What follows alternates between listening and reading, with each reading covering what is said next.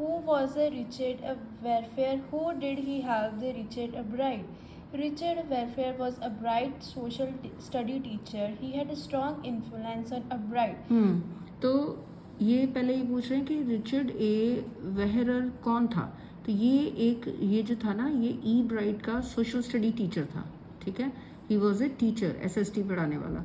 He had a strong influence on E bright. कुछ teachers का influence होता है ना बच्चों के ऊपर, बच्चे बड़ा इन्फ्लुएंस्ड होते हैं कुछ टीचर से, ठीक है। तो उनका बड़ा इन्फ्लुएंस था ई ब्राइट पे। तो he was also He was also advisor of two clubs, Debating and Modern Unity Nation Club. He was full of ideas and opened a bright mind to new ones. हाँ, तो ये जो थे ना, ये जो सर थे एसएसटी के, तो he was also advisor of two clubs. School में क्लब्स बने होते हैं जैसे डिबेटिंग का और मॉडल यूनाइटेड नेशन क्लब्स, ये दो नाम के क्लब्स थे, उनके वो एडवाइज़र थे ये सर। तो he was full of ideas, इनको बहुत ज़्यादा इनके माइंड में आइडियाज़ आते थे। And open Ebright's mind to new ones. तो ई ब्राइट के माइंड में भी ये आइडियाज़ डाल देते थे अच्छे। He was pleased by the Bright for putting extra effort to prepare his debate. He said here was a person who put in 3 or 4 hours at a night doing debate research beside doing all the research with the butterflies and another interest. Wait है। So he was pleased by Ebright. वो बहुत खुश थे इस student से for putting extra effort, क्योंकि ये बच्चा जो है ये एक्स्ट्रा एफर्ट डालता था डिबेट प्रिपेयर करने के लिए। ही सैड, उन्होंने कहा, हियर वॉज ए पर्सन, ये एक ऐसा पर्सन है, ठीक है, who put in 3 to 4 hours at night doing debate research. कि ये जो डिबेट इसने बोलनी है, डिबेट में पार्टिसिपेट करना है, उसके ऊपर भी 3-4 घंटे ये लगाता है बच्चा। और besides doing all his research, butterflies पे और दूसरे इसको जो भी इंटरेस्ट है वो भी करता रहता है, उस पर रिसर्च भी करता है, लेकिन ये डिबेट की भी प्रेपरेशन करता है।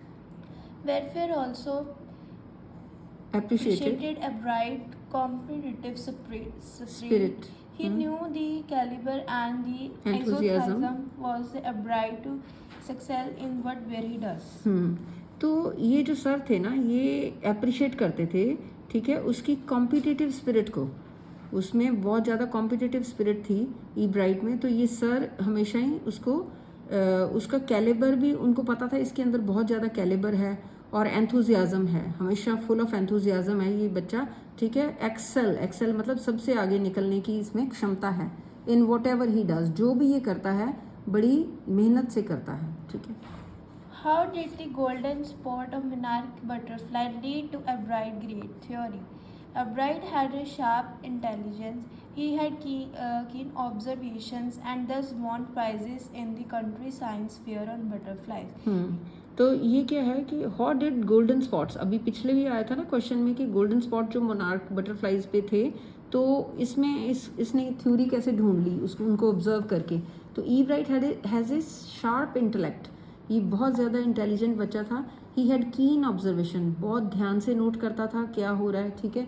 And 10 won prizes in the country science fair. तो बटरफ्लाई पे जो कंट्री साइंस फेयर लगा था, तो उसमें भी इसने प्राइजेस जीते थे। He tried experiments on butterflies for the science fairs. तो एक्सपेरिमेंट पिछले भी क्वेश्चन में आया था ना कि काफ़ी सारे इसने एक्सपेरिमेंट्स किए थे बटरफ्लाइज पे, ठीक है। Then In his project in second year of high school, he tried to explain the purpose of 12 tiny gold spot on monarch pupa. He found out that those spots produced a hormone necessary for the full development of the butterfly. तो ये पिछले भी question में आया था कि इसने जो ये एक्सपेरिमेंट किया था, ये हाई स्कूल के सेकेंड ईयर में किया था, इसको प्रोजेक्ट जो मिला था। तो ही ट्राइड टू एक्सप्लेन, इसने वहाँ पे ये एक्सप्लेन किया था कि ये जो 12 टाइनी गोल्ड स्पॉट होते हैं मोनार्क प्यूपा पे, उनका पर्पस क्या है।